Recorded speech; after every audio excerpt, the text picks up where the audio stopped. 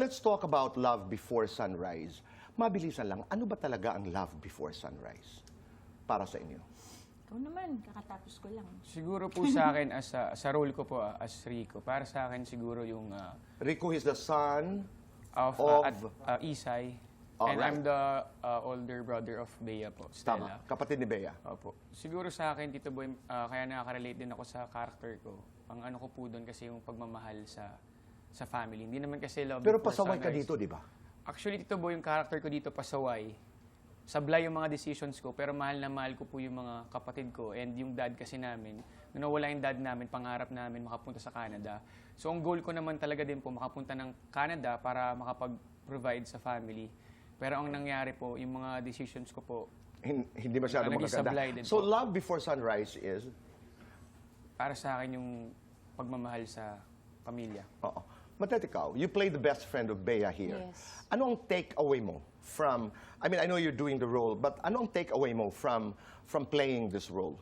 Siguro po, kasi dati I don't believe really in second chances. But nabasa ko na yung buong script.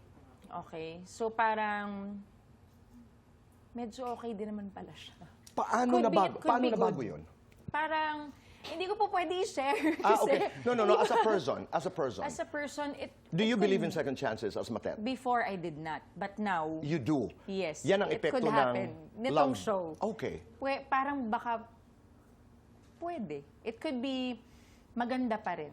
Kahit na may mga hurt na nangyari before, may mga pagkakamaling nangyari, it could be good pa rin. Okay.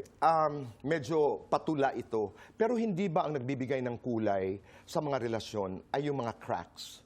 Yung mga Yes, Tito Boy. pinagdaanan na mahirap? Yes, kasi kami ni Mickey, 20 years na kami. Correct. Oo. So, grabe na yung cracks namin yan. Talagang crack to the max galore. Oo. So, ngayon, I could say, masasabi ko, na I think we're stronger.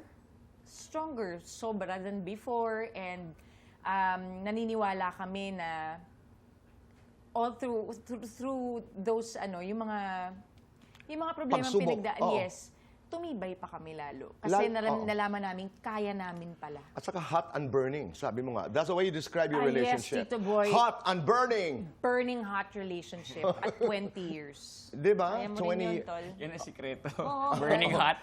Okay. See? Yung storya, the character of Bea and the character of Dennis, medyo is being messed up by the character of Andrea.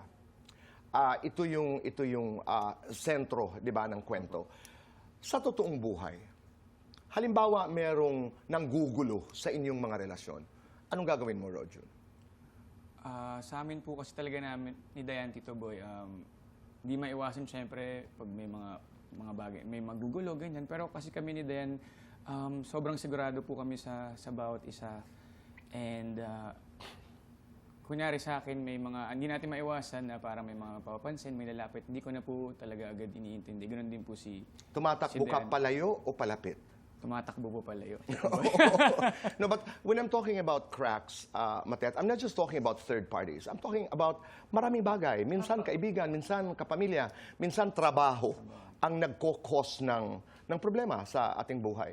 Pag nangyayari yan sa buhay, si Mickey ba lapitin? Di na po. Hindi na ngayon. Hindi na, kasi alam nilang ako asawa, ayaw na nilang subukan. What was the worst that you did? Nung Sa nagselos ka kanya, halimbawa at may lumapit kay Mickey? Wala po. Wala pa. Kasi Oo. kasama ako lagi. So pag, ay, si Matet! Halika na dali! Ganon. Hanggang doon, may ganon sa iba na lang. Ganon. Tama yun. Diba, Tito Oo. Boy? Importante na nararamdaman ang presensya. Yes. Let's do